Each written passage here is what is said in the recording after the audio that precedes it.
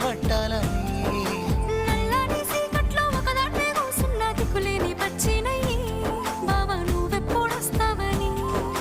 ఏలైపోతుండే పిల్ల